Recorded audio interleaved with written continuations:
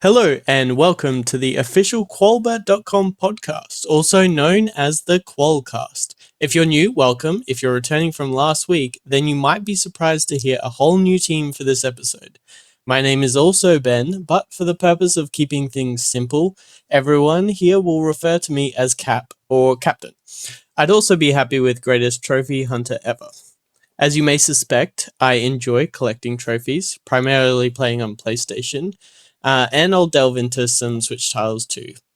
I've been a gamer since I was 5 and will probably stop when I'm around 105. I joined Qualbert.com a few years ago now, wanting to expand my short format Instagram reviews into something longer.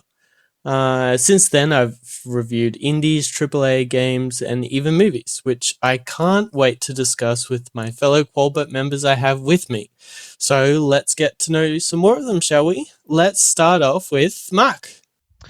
Hi everyone, my name is Simon, or you'll probably know me as Mark or Mark Speed online. I've been running for Qualbert for about 3 years now. I'm the lead tabletop reviewer, so those lovely Magic the Gathering reviews that get posted up every month when a new set drops, that's me. My favorite games of all time is definitely Spyro Year of the Dragon on the original PlayStation 1, though it's in constant fight with Borderlands 2, and I don't think I could have gone at any further apart on the spectrum of that one. Pretty good. Handsome Jack, hands down, is one of my favorite villains of all time. So that's a good choice. Okay, now we'll go to Lee. Hello everyone, it's Lee. You might know me online as Sir Lemsip. Don't worry if you don't know what it means, I can't remember. I've had that nickname for that long online. I've been writing for Qualbert since April 2021, quite a while. I think I'm the oldest age-wise writer at Qualbert, but I'm also probably the most immature, so it balances out. I grew up with a Sega Master System, gives you an idea of how old I am. But my favourite genre is definitely JRPGs, and my favourite game of all time is, without a doubt, Chrono Trigger. Play it at least once a year. If you've played it, you know. Lee also writes the longest reviews known to mankind, so feel free to check out some of his ones on Qualbert.com. Next up, we will shoot to Renee. Hello, my name's Renee. You might see me as named as Scree, but generally I use Scree and Renee so people know who I am. My favourite game is Jet Set Radio Future. It took me a long time to try and decide what my actual favourite game was, because honestly I have such a wide variety of games that I enjoy, but that's the only one that I've completed to 100% over and over and over. I've only been writing for Qualbert since October last year, and it was kind of a stranger way that I came about it, but yeah. If you have seen the Final Fantasy stuff, that's me. I'm the Final Fantasy 14 stuff. Yeah, sorry, I'm a complete lore freak over it, and I plan to keep writing more, so yeah, feel free to check it out on the website. Hey, if there's a fan base for it, then we've got you covered. Okay, last but not least, our newest member of the team, Rio. Hey there, I'm Rio Roballo, or you can just call me Rio. I respond to either. I've been writing for Qualbert since April, and I've been doing stuff like feature writing, movie reviewing, and game reviewing, with a lot more to come, which is very exciting. As for my favorite game, I don't know if I can quite call it. It's been difficult to pick, but I think the answer I'll have to go for is Earthbound. It definitely came out a lot more before me. The first time I was able to finish it was on the Wii U Virtual Console. But I think I was just such a secondhand fan growing up, seeing other people love it so much, and that love just went down to me. And I think it's just that game has inspired so many other really good RPGs, really centering around being very emotional and story-driven and having really good music. So it all comes back to Earthbound, and I love Earthbound. Fantastic. Okay, now we're going to go on to our next segment. Now we've introduced ourselves. We are going to go through what we have been reviewing or what we're currently reviewing. I'm going to give it back to Renee, and she's going to talk a bit about Spirit of the North 2. I had a feeling you'd come to me first. Okay.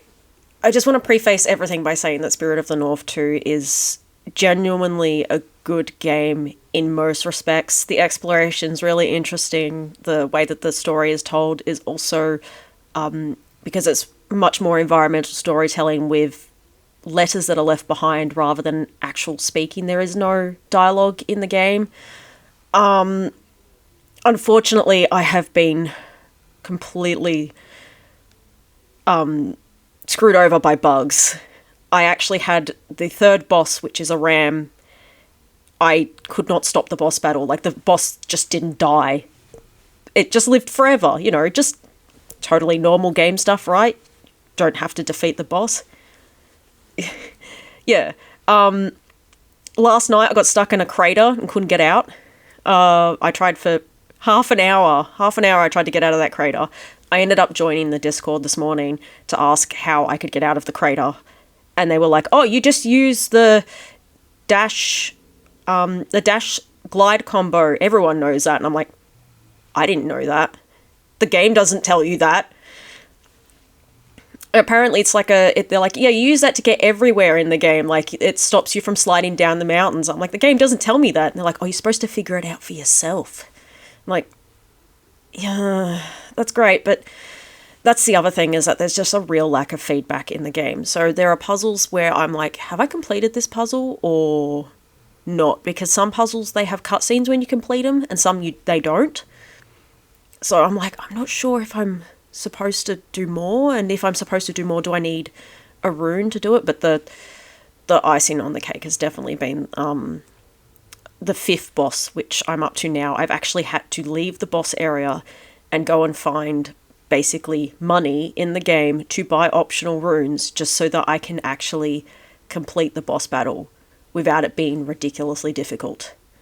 Because the optional runes basically give you upgraded versions of the runes you already have, or they give you additional abilities, and it's designed to make the game a little bit easier. But in doing that, they've made the bosses ridiculously hard. And the first game, what I've heard, had no combat whatsoever. So they've just added these bosses this time round. It's kind of like Dark Souls, but unfair. That's probably the best way I put it. And that's saying something. Wow, that's a big call. I did play the first one, and yeah, there wasn't any combat, and there was light puzzles. It did feel a bit unfinished, like it had that indie vibe, which is fine. But I did kind of hope Spirit of the North 2 would kind of nut out those kind of issues, but sounds like not quite. Yeah, it's like, it's got jank movement, and I'm like, I can deal with the jank movement. I can deal with the fact that the jump doesn't always work. Sometimes I have to kind of, like, you have to kind of position yourself to get the jump to work. But it's just these bosses. It's damn near impossible to deal with them. Like, the camera is so close to the fox that a lot of the time I get hit by attacks I can't even see. And it's like, how are you supposed to dodge an attack you can't see? Yeah, well, hopefully... Use the Force. That's not how the Force works. Sorry, Star Wars nerd. Well, hopefully you can finish that up, and we will look forward to seeing your review on the site soon. Either I finish it up or I throw my computer out the window. Those are the two options. That's fine. You can just end your review with computer crashed, literally outside my window. Issue with Windows. Yeah. Okay, now we're going to go Rio. We're going to do something a little bit different this week. We're going to talk about a movie that she saw last week called Bring Her Back, an Australian horror. Rio, can you give us a little bit knowledge about that? I can. So Bring Her Back is a horror film directed by twin directors, the Filippo brothers. They got their start as YouTubers under the YouTube name Raka Raka. I didn't watch them growing up, but my partner did, and he was very enthusiastic about the fact I was watching a movie made by them. And yeah, despite like being known for doing like crazy YouTube stunts back in those days, now they've developed quite a reputation for making these these really, really like artsy horror kind of horror movies. We had Talk to Me in 2023, which is kind of like, the premise is there's this haunted hand, which when you use it, you can contact ghosts, and it pretty much gets you high. So it's this party trick, but that if you use too much, really strange stuff starts happening. And this new movie, Bring Her Back, is about these two siblings who are taken into foster care by this woman who played by Sally Hawkins, who is amazing in the role, and you know she's the antagonist because her actress is British, so that's how she knows she's the bad guy. But it is really fantastic. A lot of gore, so you got to be pretty ready for that. But if you have some friends and you just like, if you just want to see like gore and also just like really uncomfortable social situations that just have you crawling in your seat, like, would recommend. I did say in my review that I do feel like the social boundaries that are crossed, and like, I don't know if the correct word is gaslighting, but it's what somebody would call gaslighting colloquially that is going on. It's just very like, could you believe this? But no, good movie experience, good cinema experience, would recommend. Would you say the gore, is it like on the same level as something like a Final Destination movie or Saw, or is it a little bit more finesse than that? See, I feel like a fake fan because I haven't watched Final Destination or Saw, but I feel like, but what I can give you in terms of vibes, I can tell you that the movie isn't like torture porn. Like, it isn't just like suffering for the sake of suffering. It's very much like they choose their scares very carefully. Like, if you feel like if a scene's starting to get a bit amped up, it's like, okay, this good. We're gonna see a bit of splatter, but then we're gonna move on to like the emotional and character stuff. So the gore that is there is pretty intense, but the movie isn't just splatter gore. It's like a lot more like emotional. It's quite a slow burn, if anything. So, you know, I still think if you're like a little bit sensitive to that stuff, I think you'll be okay. Just if something spooky, if you have a feeling something spooky is about to happen, perhaps just like avert your eyes, and then it'll be okay again. Okay, cool. Well, I don't generally watch scary movies because they don't scare me, but I will watch this one. One more thing as well. I think I made quite an impression when I went to the preview, my first ever movie preview, and there is a moment where there is some pretty significant amount of, I'll say, like, self-mutilation that's happening, and it was just like so intense. The whole just theater collectively just groaned. They were just like, ugh. And meanwhile that was happening, I was just laughing. I was just pointing at the screen and going, this is a stupid laugh, because just out of like so impressed at these practical effects, and also just like, it's one of those scenarios where if you don't laugh, you'll just like shriek or scream, so you just kind of have to laugh. I hope I didn't ruin it for everybody, but it was like a laugh of encouragement, a laugh of like, I'm enjoying the cinematic experience. I'm enjoying this film. Also, some people laugh when they feel uncomfortable because Yeah. it helps release attention. Very true. Well, it sounds like you're going to be a horror movie buff. Yeah, no, I gotta catch up on some stuff, but yeah, I do like horror. Like, yes. All right. Well, Bring Her Back review is out now in cinemas, and you can catch Rio's review on the website. Now, back to Mark, and he's going to talk to you about an indie game called Blades of Fire. Yes, so Blades of Fire is... I didn't realize going into this, Blades of Fire is a Souls-like game, and I'm not a big fan of Souls-like. Literally the only Souls game I've ever played is Dark Souls 3, and I'm only like halfway through that even. So I went into this completely blind. I just saw the art for it. I thought it looked absolutely gorgeous, and then I was surprised to find out that I now have to roll for my life. So Blades of Fire is made by the wonderful team at Mercury Steam. They made Metroid Dread, for those who got to play that. So you already know you're in for a good time with them. So I will say it's more forgiving than most Souls-like that I've seen. There's no currency in the game. Anytime you die, like, you roll off a cliff because you did not see the edge there, and I've done that many times.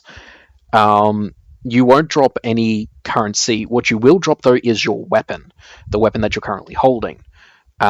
Because in Blades of Fire, there is a massive, and I mean truly massive, emphasis on forging and just designing weapons.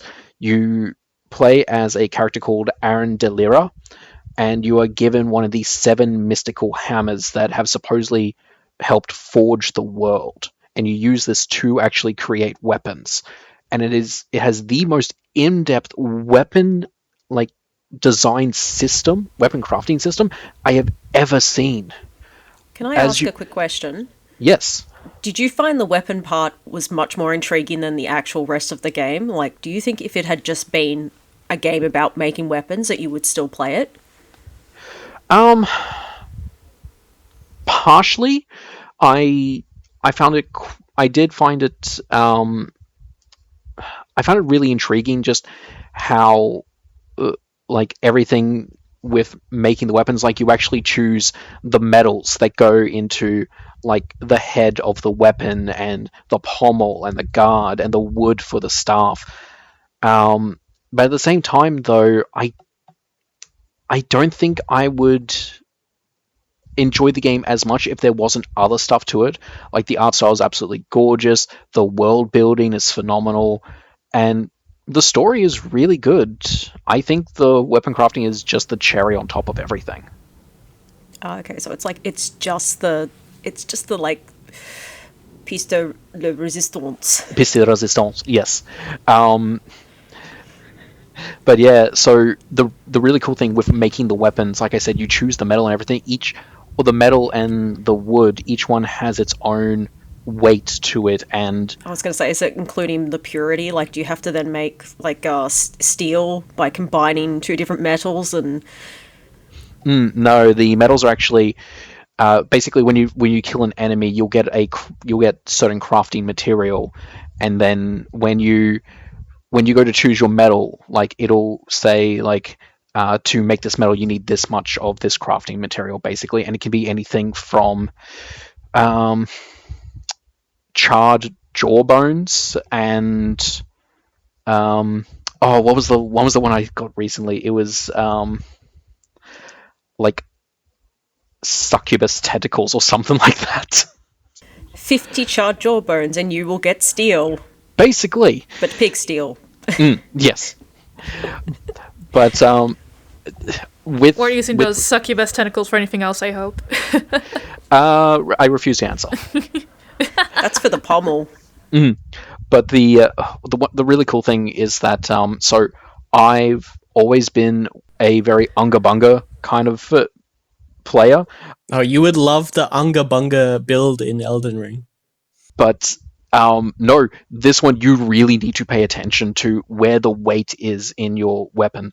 Say I choose the heaviest metal for a warhammer, and then I go to try and for a downward strike. I'm standing there for a good 5 seconds as Aaron works up the strength to lift this hammer to bring it down. To the point that I was okay, I need a fast weapon as well, and I went off and made a great sword with medium and light metal that still did phenomenal damage. And then I think even after you choose the material, you then have to forge it. You it comes out with bars, and you need to strike it with your hammer to flatten out the steel, the metal, until it fills up this the design of the weapon. It's really funny that it sounds like, because there's a bunch of games that have tried to be oh, we're a crafting game where you actually have to craft things, and then half the time you play them and you're this really isn't as much crafting as, it isn't as true to what you would expect it to be. It sounds like this is much more realistic. This takes crafting to a whole new level, and it has ruined me for every game going forwards when it comes to crafting. You're this is the best and worst thing that's ever happened to me. Basically. I did see some video before the came out, and I saw some of that crafting, and it really is intense. It's cool to see that the metals also affect the gameplay as well. That's a really, inventive kind of gameplay option. I'm wondering if they made the crafting first and went, we kind of need a game to go around this. No. Might have started with the idea on the big board where they have the ideas. It's just in the middle with a big circle, crafting cool swords. Crafting awesome weapons. Now, how do we build a game around this? Mark's review of that will be up soon on the website. If he can get out of the succubus tentacles. I thought you were going to say crafting menu, but okay. I know I said this is a Souls-like and everything. I really felt it. I'm in the third or fourth area now, and it got to the point where I almost threw my controller because the game doesn't cheat, but it's cheating. You need to find a way to cheat back at it. Get a game genie. All right. Well, we'll look forward to reading that when you're done. Okay. Now it's my turn. I am going to talk about what I'm reviewing, and that is the latest From Software game, Elden Ring Nightreign. Boo. One Souls-like to another. It's more like Souls had a strange baby with Fortnite, and you get to team up with you can play solo, or you get to team up with two other people, either friends or randoms, and you get plonked in this map. You choose your character, and you have to run around, kill enemies, and find gear.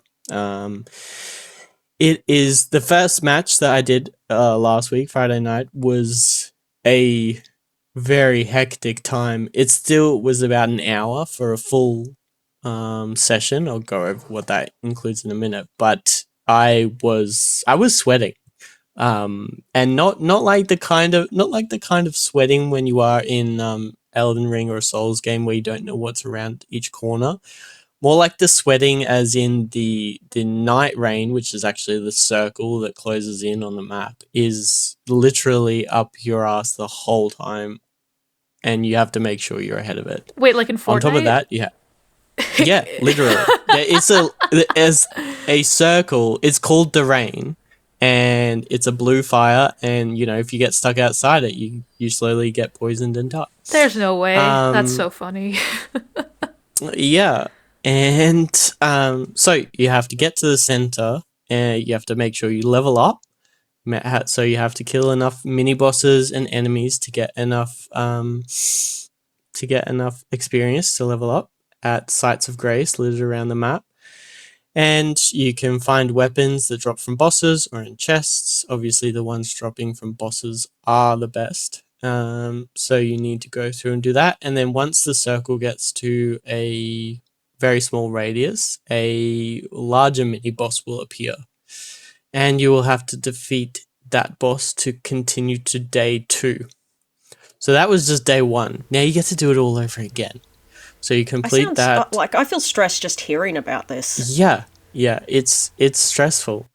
So you do take day 2, basically exactly the same. You still have all your gear, whatever. Continues off, doesn't stop, just keeps going. And you go to a different route, and you go find more bosses, etc., more weapons. And then the circle shrinks again, and you get to another mini boss, and you defeat that mini boss. Now, here's where it changes up. So you've had 2 days, and after you defeat the second mini boss, a portal kind of jelly thing will appear, and you'll teleport to another area. And this is the day 3 or final boss, or Night Lord, as they call it. And that is the final boss for that run, so to speak. Now, they are hard. The mini bosses seemed easy. They seemed like fodder compared to the final boss of that run. It took me 4 goes, which I think was still pretty good, to defeat it. 1 with randoms and 3 goes with Ben from Qualbert and Brad from Next Play. Shout out for him. But yeah, we finally did it the other night, and it was good. But Yeah, the thing is, it just already feels repetitive. I've only played about 4 or 5 hours, and it just feels like the same thing over and over again. Yeah, I need to ask, is it fun? Like, it doesn't sound fun. Once you have a grasp of what you are actually doing, it is a lot more fun. It's definitely a lot more fun with friends. I could see like friends having a good time with it. I mean, there still was that element of you beat the final boss, you've done it a few times and it's really hard, and you finally beat the boss and you're like, yes, that kind of Souls-like feeling. Yeah, the Souls-like players satisfaction will of know what I doing mean. something that's, is hard, Yeah, requires a lot of effort, but it's good. exactly. So there's still that element of it. But yeah, it's just a little bit, it just feels rushed and repetitive. Anyway, so there's 7 like Night Lords, and then you have the 8th and final. Yeah, so once you beat that boss, you can select another boss to go on that run. So you kind of you have a base, and you kind of select which run to go on. You can farm the same boss if you want for different items that will give your main characters buffs that won't run out. So each character has a set of like a couple of different slots that you can put buffs in, and as you go on, you find better ones, etc., etc. So yeah, I'm still in the early stages of it, so I've still probably got another week or two at least before I start to write my review. Does it have like the same sort of class system as Elden Ring, like the different play styles of characters? Yeah, but they're built for you. So there's 8 different classes. There's Wilder, which is the one in the trailer. That's your stock standard shield and sword guy, whatever. Then you have an archer. You have a Unga Bunga dude for Mark. You have a guardian dude who's has a great shield and a spear. There's a magic, there's a dex build, and there's a summoner build. So there is a lot of variety in, picking characters, finding what works best for you. I tried the Unga Bunga and it did not go well for me. I tried the Archer. I liked the Archer. I do want to try the Dex one, but I didn't unlock that one until after I beat the main boss. So yeah, so they're all kind of set, and you pick which one you want to choose for the run you go on, and that's your character. And when you level up, it's not like in Elden Ring or whatever. You don't pick certain stats; you just level up, and it automatically applies your stats where for that build, if that makes sense. Was there any other questions? Do you know if the bosses get harder as, like, is the first one the easiest and then they get harder? I've talked to a few people who's a bit ahead of me. It sounds like it's a bit of a mix. It sounds like the second one's a bit easier, and then the third one's a bit harder. I imagine they'll be all over the place. I mean, like normal Souls games, usually the first one's harder, and then once you get the hang of it, it gets easier. And then, you'll often find one, like, middle of the game that will have a difficulty spike.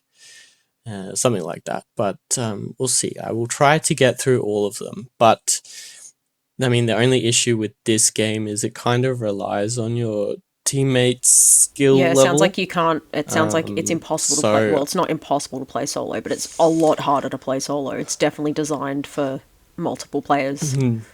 Yeah. Yeah, exactly. And I think the time limit too, like if you kill someone, everyone gets that XP. So, it just makes more sense to have 3 people. You're just going to have a better chance of winning. And yeah, I know. It's co-op. there was it actually seems a weird meme they I don't give saw the where- option to play 2 players or more than 3. It's either 1 or 3.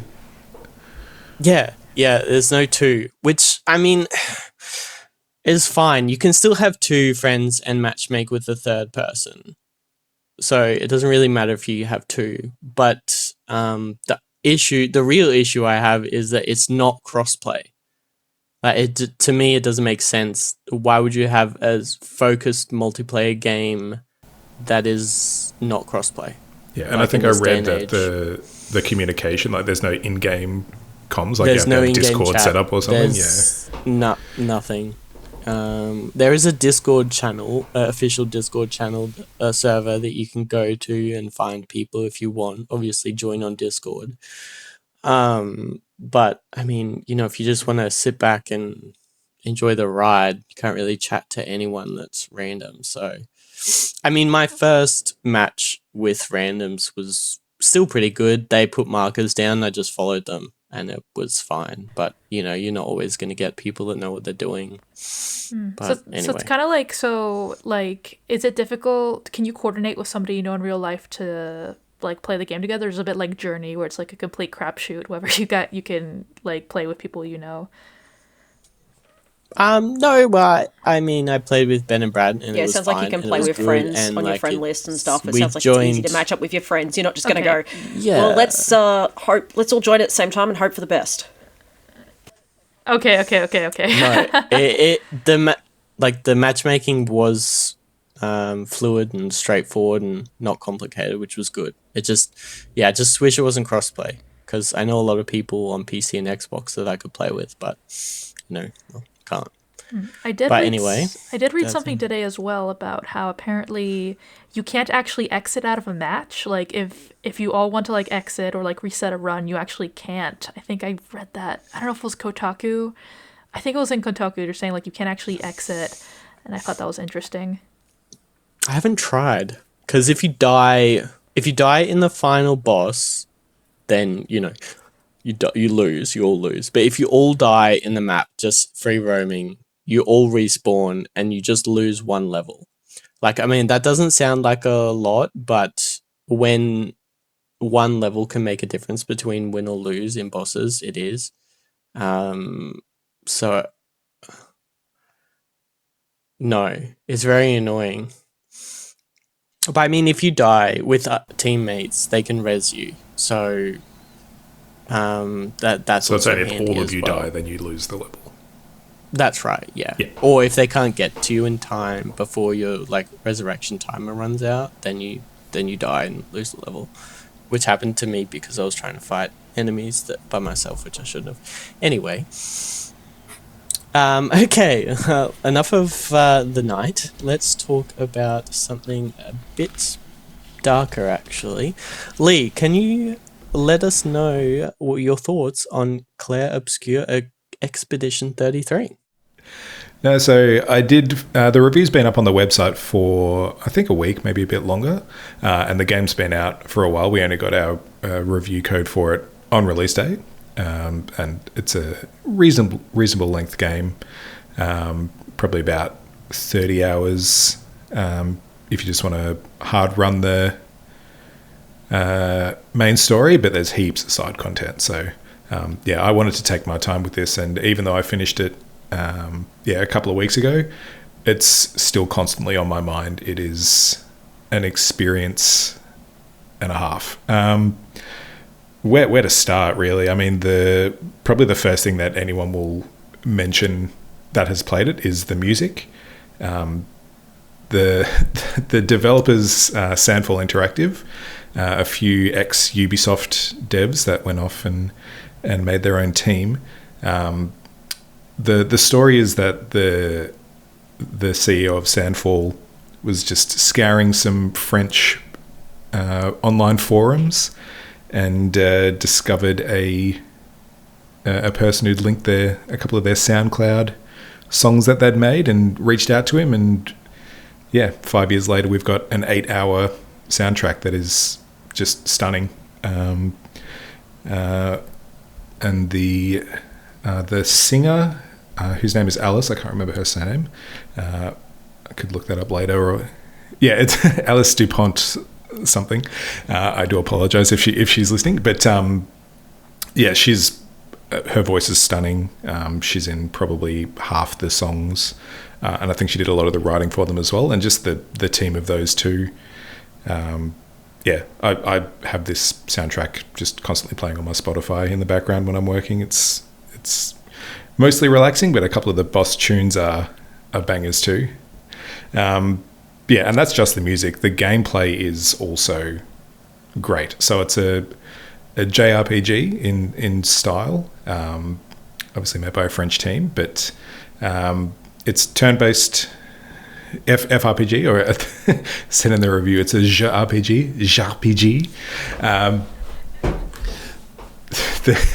So it's turn-based combat, where you've got your base attack skills that you learn through your experience, items that you can use, but for people who've played games like Legend of Dragoon, when you perform your attacks, you get a little quick time event for each attack you do, which keeps it interesting when you're attacking. And then the defense when the enemies are attacking is almost Souls-like. So you've got a dodge button and a parry button. The window for dodging is a lot wider, but if you dodge successfully, you just avoid the attack. Whereas if you parry, you'll do a counter attack, so you get some extra damage as well. If you play through the game on normal difficulty, you don't need to necessarily be able to parry, but on expert you need to parry. Like, you're not going to be able to beat a lot of the bosses without it. Yeah, do you mind if I ask? I've heard that the parry is quite difficult to get the timing right. I've heard a lot of people saying that they've actually had to mod the game to make the parry timing slightly bigger window, just because they don't have the reflexes to get it. And I was just wondering if that's if you had that problem. No, I didn't have that problem. I did, I have played, Elden Ring and Dark Souls and Demon Souls, so I've got a bit of experience with that type of gameplay. But I didn't really find it difficult, and I think the way that they've done it is really good, where with the dodge, the window for dodge is wider, and when you successfully dodge, it'll say dodge. But if you dodge in the window that would have been a successful parry, it says perfect dodge. So because enemies will have the same attack patterns, and it's an RPG, so you're fighting the same enemies. Yeah, so you almost get to get used to the, use dodge first, and then once you're used to the timing, then you start to parry.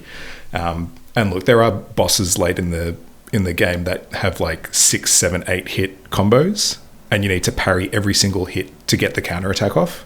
So that's where it gets quite difficult. And it's not like a constant rhythm. Like, it's like parry, parry, parry, parry, parry, parry. It's like you got to get used to it. But as I say, it's you do you might fail a couple of times, and I certainly had a few wipes. I'm not going to say I got through without wiping. My brain is just taking me back to rhythm heaven. Yeah, and so it's also good that they just keep adding stuff all the way through the game. So at the start, you've just got dodge and parry, and then at one point in the game, you get a different type of parry that you need to use when the enemy uses a specific type. Like, there's a specific visual cue that you need to use that. It's called a gradient parry. And then there's also another symbol that comes up on the enemy. Is the visual cue quite obvious? Sorry, yeah, it's very interrupting obvious. you. It's Okay, because sometimes the thing with Final Fantasy XIV is that there's often mechanics and stuff, and some of them are telegraphed, and some of them like very obviously telegraphed, and some of them are not as telegraphed. Yeah, so it's very clear. So the normal attacks, there's no additional visual cue beyond just the enemy seeing when they attack. For the gradient counters, the screen around them sort of goes this like dark, there's like this black sphere that sort of forms. So it's almost like monochrome, but the enemy is highlighted gold sort of thing. And then so they specifically make it so that the enemy is highlighted, so that everyone's attention is definitely on the enemy. Okay. Yeah. Yeah, I mean, it's turn-based, so it's not like you need to like look at 5 different enemies to see who's attacking. It's very clear like which enemy is attacking and what they're doing. And then there's a fourth type, which is a jump. So there's enemies that'll use like a ground pound kind of attack. And if you do a normal dodge or parry, it won't block it. You actually need to press a different button to jump in the air. So it's just engaging all the way through. And then each of the 6 playable characters all have a very different mechanism for how they fight in battle as well. So Gustav, the main character, has got like a charge up mechanic where after you've done sort of 10 hits, he can let off like a super powerful attack. Mael has 3 different stances, and depending which one she's in will like affect her abilities differently. So the most powerful one is just like 2 times damage. Actually, I think it's 3 times damage, 200% attack when she's in that. But you can't stay in the same stance for multiple turns. So her skills will say, you know, at the end of this skill, she'll move into virtuous stance, which is the good one. Or it might move her into defensive stance, which has more defense, less attack. So you really got to keep an eye on which skills you're using and how they flow into each other. Lune is sort of the mage. Intricate. It's a lot more intricate than just pressing like attack with this button or attack with this attack. Yeah, like now it sounds a bit more like an RTS. Mm-hmm. Yep. Is there any genre this game isn't? First-person shooter. No racing. Sorry, guys, no racing. And then it would be remiss of me if I don't mention the best character in all of video gaming history, Esquier. Yes. He's just this like almost like straight out of a Ghibli movie character. Like he's this big, bubbly, happy marshmallow guy with this like really weird accent. I don't want to spoil too much by going to like, you know, how the characters relate to each other, but yeah. He is a great character. I don't know, Cap, you were gonna mention this is your favorite game. Right, you want me to continue? Well, we can just continue it as more of a discussion because I could talk about this game for a whole podcast. May I just quickly interject? Of course. And say that I find it really funny that a lot of people were like, oh, Blueprints is Game of the Year contender, and then Clair Obscur came out and suddenly no one remembered what Blueprints was. Basically, yeah. I think I had Blueprints installed, and then I started playing Clair Obscur and quickly deleted Blueprints before I even started it. Damn, Sorry, poor Blueprints. All right, we're going to go into our favorite game of 2025 so far, but I will be first, and my favorite game is, surprise, surprise, Clair Obscur. So we will continue this discussion. Do you want me to talk about a little bit about the story, Lee? Oh, please go ahead. We'll continue it as more of a discussion. I feel bad just talking at people rather than talking with people. If you guys hadn't guessed, it is a French-based game. It is set in a Belle Epoque theme, and everything's very French. There's mimes that you can battle. You can collect outfits that have a baguette on them. I was going to say, isn't there a baguette weapon or something? Not a weapon, so. But is there? Maybe I don't know if there's one you can get from a mime. I don't know. Every character can dress as a mime with a baguette on their back. But no. So the story is about the paintress, and every year she paints a new number descending from the previous year on the monolith, and that year, the number, those people will die or vanish, also known as the gommage. And every year the people of Lumiere send out an expedition and try and stop the paintress. So this expedition, the main character is Gustave, as he leads the expedition with his adopted little sister Maëlle, who's 16, but she feels like she needs to come on this journey with them. And they're kind of like the two driving forces at the beginning of the game. Now, I don't really want to go into too much other than that because it is very spoilery, and it is a story worth experiencing. Like, I have not played a story like this. I can't even remember. Like, yeah, if you wanted to try and guess what would happen, I would bet you $1 million that you can't. Yeah, there's no way. And I just want to ask, has anyone tried asking the paintress to not paint? Oh, she's like this. Have they she's tried like asking this nicely? giant, monstery thing. Like she's not human sized. I mean, you can still ask. But she's also like. You can ask a tiger not to eat your face. Doesn't mean it so won't, the monolith. But, you can ask. So what happened? You find this. I don't think this is too spoilery. So obviously it's Expedition 33. So the paintress started painting from 100 down, and at the very first painting was after what they call the fracture, where like all this weird stuff happened to the world. So like from the start of the game you play and there's like continents floating in the sky, and there's like an Eiffel Tower, but it's all like mutilated and bent over. Like there's something really bad happened to the world, at year 100 before the painter started counting down. And the city that the characters live in, Lumiere, was on the continent originally, but it got flung out into the ocean. So they're not actually near where the paintress is, and that's why they need to send these expeditions out every year to try and get to her. On the continent, there's lots of dangers, including monsters called Nevrons, some of which, again, the art design of the game is something else that you need to call out, not just the landscapes and but the enemy design is crazy. Like one of the first you see after they arrive on the beach is this weird thing it's like basically made up of hands.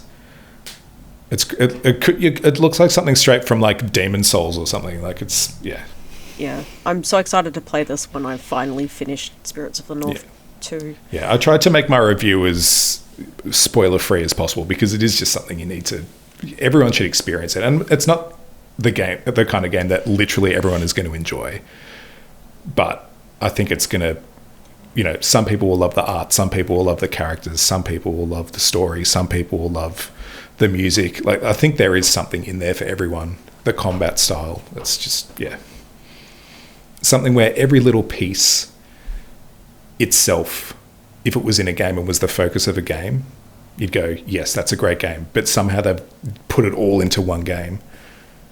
Like something else I haven't mentioned yet is the voice acting. So they've got Charlie Cox, who's Daredevil. They've got Andy Serkis, Jennifer English, like this amazing voice cast. And it's probably all of them doing one of their best performances. Like,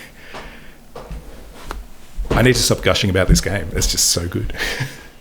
Okay, so we'll move on from Obscur now, and we'll go back to Rio, who you can tell us your favorite game for 2025. I can. So my favorite game for 2025 so far, and it happens to be the game I'm hoping to complete my review for this weekend, is Despelote, which is a really cool game. It's hard to describe. So it's kind of a walking simulator, which is a bit of a pejorative term, but it pretty much you play as an 8-year-old boy in Quito, Ecuador, and you're in a moment in time where it's the lead up to the 2002 FIFA World Cup, and so it's 2001. You have to understand the FIFA World Cup, the football World Cup is so huge in South America. Like I was traveling to Venezuela in 2022 to see family first friend in ages, and the closer we came to South America, the more just like coverage you'd hear of the World Cup. The pilot would be on the plane on our way to like Panama would be saying like telling updates about like, yeah, the weather's this, and so far like Brazil is winning 3-1 against Argentina, something like that. Like it is so huge. And basically with Despelote, you play in first person, going for all these vignettes of childhood memory, and it is and the aesthetic is like this kind of like TV static, grainy aesthetic. That kind of gives the sense not just of like, old school TVs and CRT TVs, but also like, how memory is a little bit fuzzy and you can't quite grasp onto it. And just the way that they've done the audio to have it's fully voice acted in Spanish, and they have little speech bubbles in English or the language of your choice to listen to it. And I think I just really had a great experience to it because I can speak English and Spanish, so I was able to really, I hate to use the word immersed because it's a bit of a buzzword, but I think it's just really uncanny how well it captures the feeling of just recalling things when you're a child. Everything is so big, time moves so quickly, like you'll just like be talking to someone but then see something else interesting, you'll follow that. And most of the gameplay is just your mom leaves you somewhere and you have to like figure out what you're going to do with your time and try to like be in the spot your mom told you to be at a certain time, or else she'll get very cross at you. I've been really enjoying it, and I can't wait to write my review for it this weekend. It's really I think people, if you want just something very different, something like if you like Beginner's Guide, by the same guy who made Stanley Parable, this game reminds me a lot of that. It has some moments of direct address to the player by the developer of the game, whose name is also Julian. So the game is a little bit autobiographical, but a little bit not. But it is very, very fascinating. Very short too, like 3 hours. You can play it in 2.5 hours, I think, for me. You can play it in one sitting. I got a lot out of it, and I'd be really curious to see, like, even if you didn't grow up like in South America, I think just like the experience of just being a kid outside rolling around in dirt and just trying to and making friends on the go and just seeing everything is really, really well captured very well. That sounds really cool. Is it like a narrative based game? Like what's the gameplay like? Yes. Yeah. So like you're just like literally it's very like non-linear. You're just like stepping into a vignette. It can be like, oh, you're just like at a family party and spending the time. Then it will cut to you're a teenager now and you're at a soccer match with other people. I forgot to mention, like, the whole game is about soccer as well. And so the main gameplay is walking around, but you also, like, can flick the left control stick to, like, kick a ball. And you pretty much interact with the world just by kicking the ball. And, like, you're trying to, like, knock bottles down or kick balls with your friends and just having a conversation while you kick a ball. And it's a very intuitive. It works really excellently. And I was never a jock at all as a kid, but I could live like vicariously. Like, imagine if I was sporty as a kid. Amazing. That sounds really cool. We'll definitely have to check it out. Okay. Well, moving on, we'll go to Renee. Well, Renee, what is your favorite game of 2025 so far? Well, I had a bit of trouble deciding because there were two games that were very similar while also being very different. And that was, I ended up deciding on Urban Myth Dissolution Center, which obviously is a really, lots of people have been like, are you sure that's a game name and not something else? It's a bit of a mouthful. It is. But basically, Urban Myth Dissolution Center is about a company that investigates supernatural happenings and trying to find the rumours that have started these supernatural happenings and whether there's any truth to the matter. So basically you're trying to find out what exactly is happening below the surface by collecting clues. If you've played Ace Attorney or games similar to that, it's very similar vibe. Except in Ace Attorney, if you fail, you can fail. Whereas in Urban Myth Dissolution Center, you can't really. So it's a bit more safe.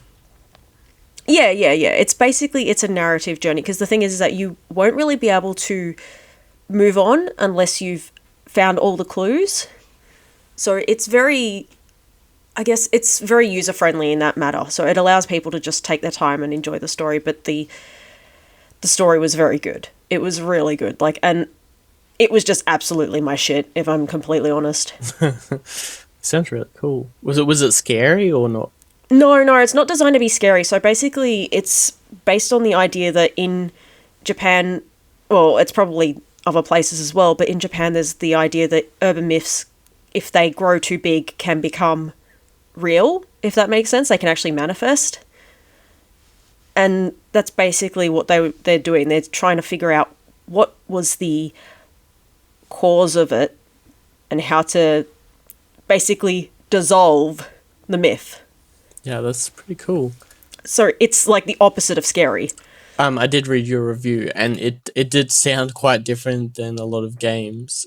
So maybe if you're looking for a narrative-based game, detective type thing, that might be your go. Yeah, it's very point and click sort of thing where sometimes you just try and mush things together, but in this case you just poke whatever's around and go, see what happens. Maybe there's a clue here. Okay, cool. Yeah, but it's very good. It's very Japanese and very good. It sounds really good. So if you're interested in that, check that one out. Now we're going to go to Mac for something a little bit more fast-paced. What's your favorite game, Mac? Yes, so as much as I do want to say Oblivion Remastered, because that was such a phenomenal just surprise drop that we got this year, I have to give it to Doom the Dark Ages for being my favorite game so far this year. It's hard for me to say which Doom I prefer, if I prefer the 2016 Doom or if I prefer Dark Ages, they're really neck and neck. 2016 is probably best if you want, just your more generic, just fast-paced shooter with gory kills. Dark Ages brings so much to the table. Like you just different weapons to use. The new setting, this is in the past, whereas this like medieval dark fantasy. The dragon that you can ride on, the Atlan mech that you can use. It's like there's so many like cool things that they added. I will say probably the best part is definitely the shield. 100%, 10 out of 10, best shield bash in any game, period. I mean, we do love good shield, especially my favorite, Captain America. I think the shield sword is slightly better than the vibranium shield, personally, but have you started playing? No, I have not had time yet. I was planning to play tonight, but we are talking to all you lovely listeners at the moment. But I will start soon. I do need to ask, I've seen a few things around. There's not as many gory kills as in the last two games. What is your thoughts on it? The glory kills, they are there, but they're not as big anymore. So you take something like Doom Eternal, where you had your the wrist blade in that, and like you could jump up to like a cacodemon or something and like stab its eye out with the wrist blade. There's not really much of that. You can get some glory kills in there, like if the enemy is set up for a glory kill, most of the time you'll just like bash them with your melee weapon or your shield or something like that. But if you jump and do a kill, you'll actually bring out your source shield and just slice them down the middle. Yeah, okay. So it's more geared around the shield rather than like different types of animations and kills like that. And I mean, I would like more glory kills, but I think for what we got, it was really cool. Definitely also not just the shield bash, but the parry system is so fun. Alright, cool. Well, I can't wait to start it, hopefully later this week. But a lot of people have been loving it, so if you haven't already, go check out Doom Dark Ages. Mac also did the review on that on Qualbert.com. And finally, we'll have Lee talking about his favorite game. Yeah, as you can probably tell, actually my favourite game of the year is Clair Obscur, and it's not even close. But I did want to specifically call out a game that a lot of people were calling the likely game of the year earlier on, before Blueprints and Clair Obscur came out, and that was Kingdom Come Deliverance 2, which came out back in February, I think. I did a review on this on Qualbert.com as well, and it's just a super detailed, in-depth medieval simulator. Like, anyone that played the first game, it's just more of everything in the first game. It's just a super realistic, partially historically accurate Western style RPG. You need to keep an eye on everything. If you don't eat, your character dies. If you eat food that's been left out too long, you get poisoned and you die. If you don't wash yourself after, getting in battles and getting blood all over yourself when you go into towns, people will like respond negatively to you because you're dirty. There's just like so many little intricate things that you need to keep an eye on top of what is a very much improved combat system from the first game. It's a lot of fun. It's a very long game, particularly if you want to do everything, probably over 100 hours for it. But anyone looking for a in-depth Western style RPG, definitely give it a look. It sounds very overwhelming. What would you? I was overwhelmed. Yeah, I'm like, this sounds like adulting the game. It kind of is, and like, yeah, you need to keep your relationships with important characters good. If you go into a town and just start like killing people, if you ever need to sort of travel through that town, including using the fast travel system, like you get stopped there and they arrest you, and then you need to, either pay money to get out, or if you don't have enough money, they'll like string you up for a week of like in-game time or whatever. Like it's crazy. It's this just, yeah, like people will react to you the way you think they will when you do stuff. Yeah, I really wanted to I had play a couple of this really when it- weird bugs as well that just made the experience hilarious, but yeah. I really wanted to play this when it came out, but it just seems like you need to invest a lot of time into it to get out, Yeah, Right. and it's a game that doesn't hold your hand. Like, two of the very important things you need are your dog. Like the main character has a dog that disappears at the start of the game, and you need to find him. But it's not like you don't have to. You can just avoid it. But if you get him, then he like helps you in battle and can sniff out things. And the other very important one is a horse. You don't start with a horse. And if you don't have one, you need to walk from town to town. There's no like fast travel until you get your horse, and it's like it takes you like in game multiple days to get like you're just like walking. You've only got a tiny stamina bar until you've like leveled up your stamina, so you can only run for a short distance, and it just takes for like the early part of the game feels like it takes forever, but it brings you into the world because you're this guy who I don't want to sort of spoil the story, but it follows on from the first one where you're sort of a squire to a noble, but you all get attacked, and like they steal all your stuff, so you start with literally nothing, and so you're like going to town, you're like, oh, do you need to steal? Yeah, but it does it in a good way. The only annoying thing is that sort of they do it halfway through the game as well. Like, so at the start it's fine, yeah, and then halfway through they like do it to you again. You're like, oh man, I just did this before. Don't want to have to like start from scratch again. And like you do end up getting your stuff, like your other stuff back, but like you have to start from like literally having no equipment again. It's really annoying. I love when a game does that. Okay, well, if I ever have a spare 100 hours, I will definitely check that out. But moving on, we will go to our special segment called the Indie Corner, where we discuss new and upcoming indie games that we're looking forward to and or playing. So I'm going to give it to Mac. Can you tell us what your Indie Corner game is? Okay, well, I mean, I could just gush more about Blades of Fire, honestly, but I want to also give a shout out to the indie game that I just did a review on recently, and that is Keyborg. It's a roguelite made by a Russian studio. I think it's a Sobaka studio. It's you are a prisoner in an intergalactic prison, and you have to try and get out because in the future, death is not the end. If you die, you just come right back, and you're currently serving a 1,300 year sentence. So it really does.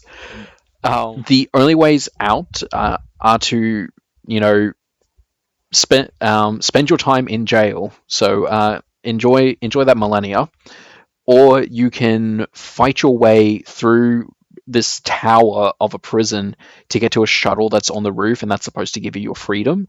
All the while, your attempts are being broadcast across the galaxy on cable TV and being commented on by this alien blob with a Russian accent.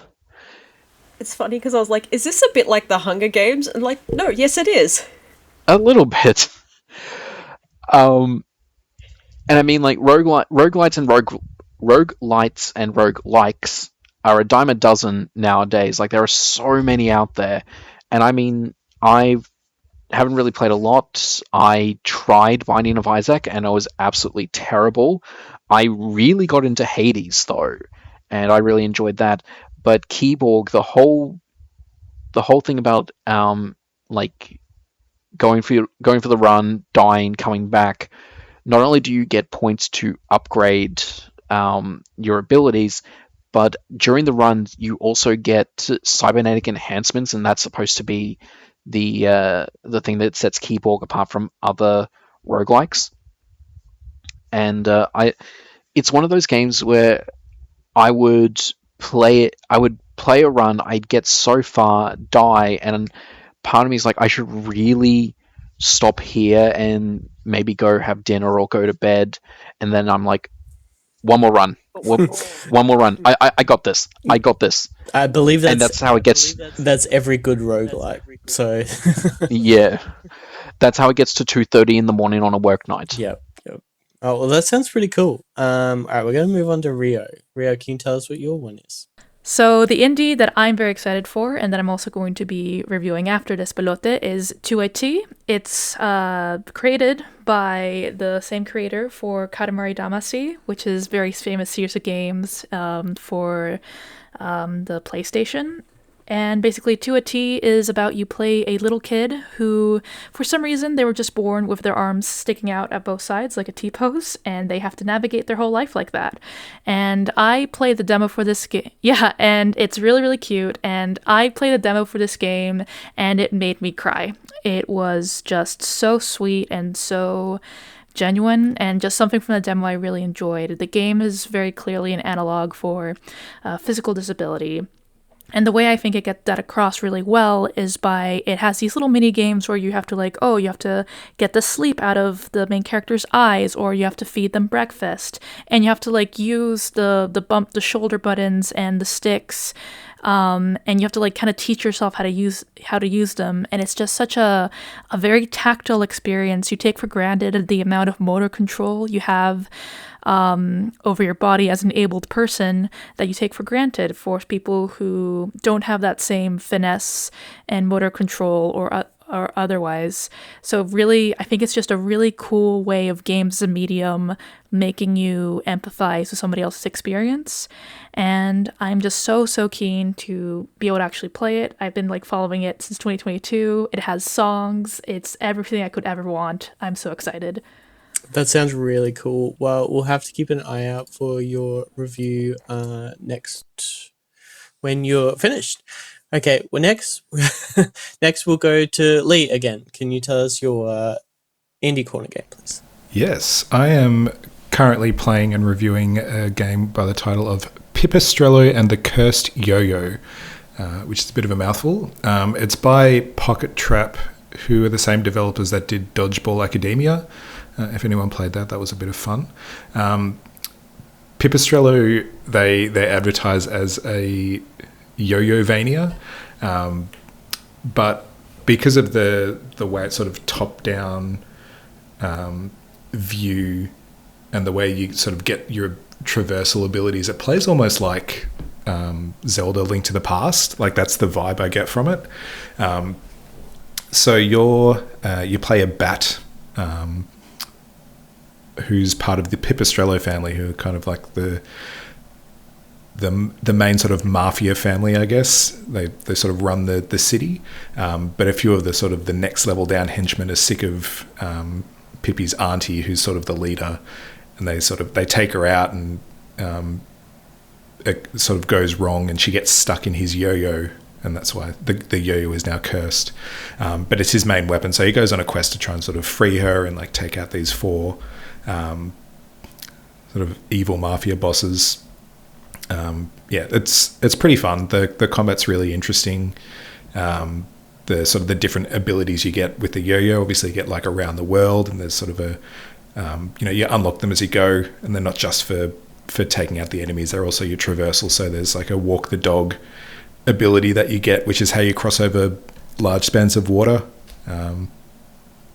And it's a lot of fun. I'm still playing through it, but I think it's definitely going to be one I recommend. Action adventure sort of game? Yeah, it's action adventure. It's pretty, yeah, and as I said, it's sort of like a Metroidvania-y sort of Zelda-ish, the way you sort of, you unlock the ability to travel over waters, and then that'll unlock certain parts of the map. When you open the map up, it kind of looks like sort of the Super Metroid map, with how sort of you get from place to place. There's all these, so you're generally on top of the city, but there's like this sewer network underneath that you use to get from place to place as well. Lots of really interesting puzzles with how you can like throw the yo-yo off the string to like hit things far away. Yeah, it's super interesting. If you like sort of action games and Metroidvanias, then yeah, it'll definitely be one you should check out. But I'll have a review up hopefully in the next week or so, yeah. All right, well, look out for that review coming soon. Now I'm going to talk about a little game I finished on the weekend called Deliver at All Costs, made by indie studio Far Out Games. Deliver at All Costs sees you in the late 50s as a career driver. It's a top-down, almost kind of like isometric GTA-style game where you drive around delivering all kinds of things. Now, it might sound boring, but I guarantee you it is one of the craziest and just insane games I've ever played. You deliver anything from a giant fish marlin to a bomb. There's even a segment where you deliver little remote control cars, but you deliver them by driving them. So you drive around tiny little cars all over the map. The other big plus that I loved is the fully destructible environment. 95% of the map you can destroy. Houses, buildings, you name it. I probably will add a caveat that in the third map, like a large city, you can't destroy like the really tall buildings.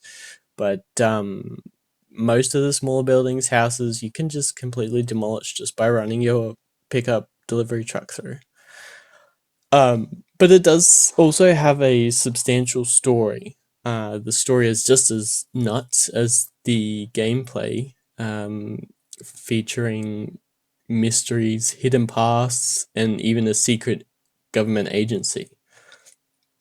So if you're looking for something a little bit fun, light, crazy, definitely check that one out. I had a lot of fun.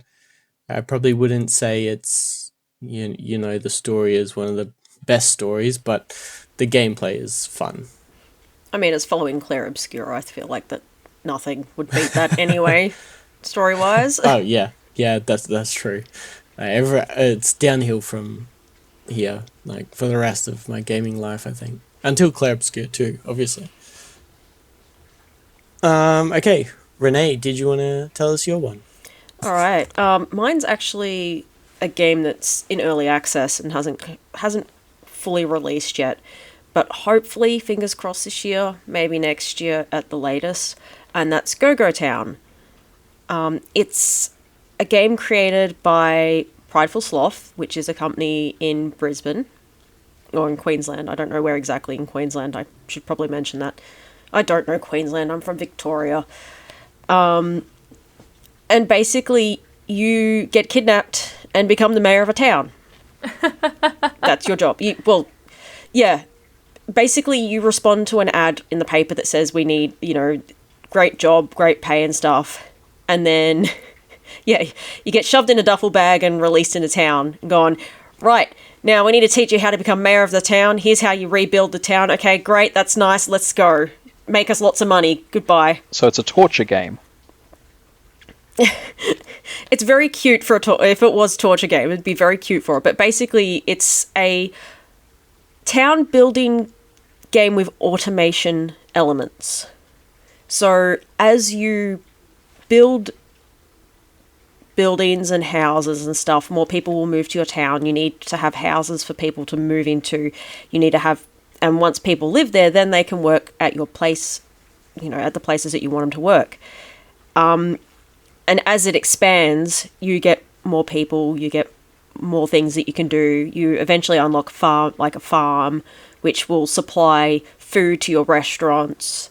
And they did, last time I checked, they had added, you can play local co-op together. Online co-op is coming. You can decorate the inside of your house because that was like one of the most requested features. So the team added it. And yeah, it's I am both anticipating and terrified of when it does reach 1.0, because I have been trying to think of how am I going to set up my town this time. I did the playtests for the game. I've technically beaten it 4 times, and I'm still just like, oh boy, do I have plans in my head. Sounds like the opposite of Animal Crossing. It's kind of like it has some Animal Crossing influence, but it's supposed to be very, very silly. It's very tongue-in-cheek. Like, there is... Yeah, gotcha. If you go into the sewer, you can recruit a clown if you collect 5 of his red balloons. And he's like, I don't understand why no one will accept my balloons. I just want to share these red balloons. What is wrong with everyone? Obviously... Oh, he just wants a friend. Yeah. Obviously, kids are going to be like, oh, it's just a clown with balloons. And adults are like, oh, we know. That sounds really interesting.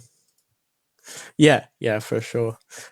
Okay, well, that's wraps up our indie corner. For our last segment, we are going to each say what we're excited this month, gaming related. I'm going to go first, and my game is Lost in Random: The Eternal Die. Now, if you don't know, this is a sequel to Lost in Random, a game that came out a few years ago.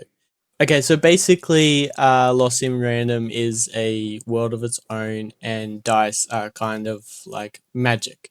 They all died out a long time ago, and in the first game, you find the last dice, essentially. You have to beat the evil queen, and it's kind of like a turn-based game. Now, this one, the follow-up, is actually a prequel, where you play as the evil queen, where she found her powerful dice.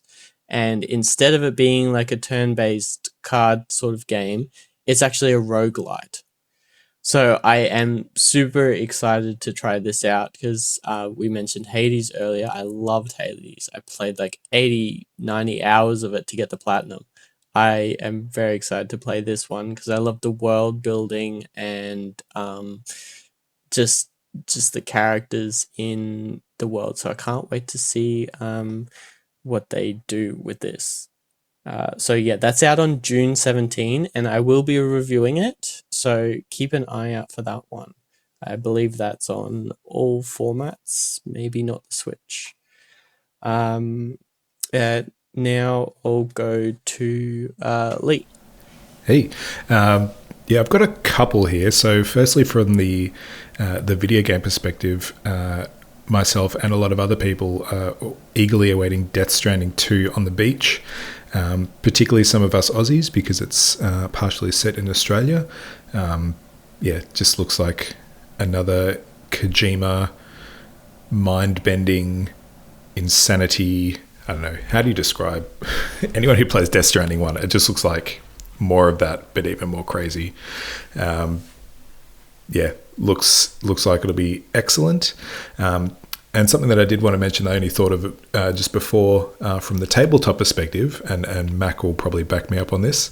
Being a big JRPG fan, the Final Fantasy Universes Beyond set for Magic the Gathering, which releases this weekend, I believe. Yeah, I think pre-release is the 6th, and like I'm not a Final Fantasy fan. Like I tried playing Final Fantasy. I'm willing to give it another shot personally, but I tried playing it back in the day, didn't really get into it, but I've been looking at these cards that have been coming out for the Magic set, and the power creep is real. Yeah, particularly for Commander players, it looks like there's some crazy stuff going on. As a relatively newcomer to the Final Fantasy series, I only played, my first one was 15. So 15, 16, and the latest 7 remakes. I would recommend all of them to you, Mark. I think you'd like them. I'll put them on the list after everything else I have to play. Add it to the backlog. Like Clair Obscur. Yeah, if you ever get time. But yeah, Death Stranding also is apparently set in Australia, so that'd be cool to see what kind of elements that features in that. Yeah. And that one is out on 26th. June 26th. The drop bears will I'm attack, sure I'm sure. Most of us will. Yeah, I'll be sick from work that day. Anyway, let's move on to Renee. What are you looking forward to this month? Well, I'm not looking forward to a game per se, but the release of the Switch 2. So, Which is only in 2 days.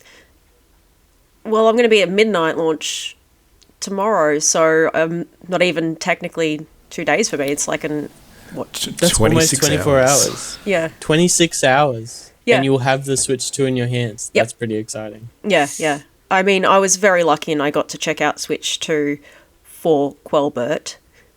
But yes, I'm looking forward to it because from what I could tell, the Switch 2 is basically taken everything that was good about the Switch and improved on the things that weren't great about the Switch.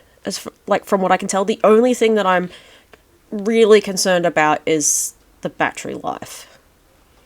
Because that's one thing we haven't really heard about. Yeah, normally with more power comes more power. No. I was going to say more battery draining, but sure. Yeah, more battery drainage. But yeah, that'll be interesting to see how it performs. I'm not going to pick it up day one. I'm going to wait. I'm going to see what happens. Probably wait till around Pokemon in October, I think. But it looks good and we will be keen to hear what you think about it. If you want to read Renee's early thoughts on the Switch 2, there's also an article up on Qualbert. Okay, Mark, did you want to talk about what you're looking forward to? Yes, well, outside of gaming, what I'm really looking forward to is my birthday is in 2 days on Switch 2 Day. Well, happy birthday! Happy birthday. Thank you. And unfortunately, I do not think I'll be getting a Switch 2 on for a Did you ask it for your birthday? Did you ask somebody for it for your birthday? Did you try that? The only one I can really ask is my lovely wife, and we do not have the finances for that. Fun fact, if you want to have finances, don't buy a business. It's fine to sell the cafe and buy a Switch Just too. claim it on So I'm tax. sure she won't mind. You're getting it for the cafe. Claim it on tax. Just sell the cafe and buy us all a Switch 2. Oh, Yeah. we're trying. I can't promise anything. Look, if I had enough money, I'd buy you a Switch 2 for your birthday. Oh, thank you. But yeah, I'll send you a card Oh, thank you. He'll draw you a picture of the Switch too. through Discord. Not through post. That's just Get a Switch expensive. one and draw the number 2 on it. I've got some ideas now.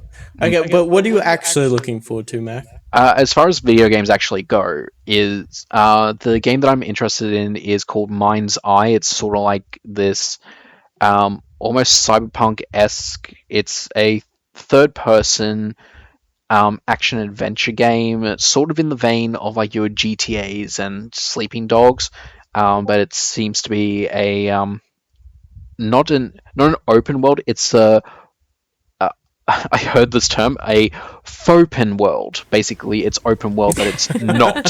sort of like your. I can't believe it's not open world. Oh my god! Almost like Mafia 2 back in the day. Like it looked open, but it was not. I like the modern like Deus Ex games.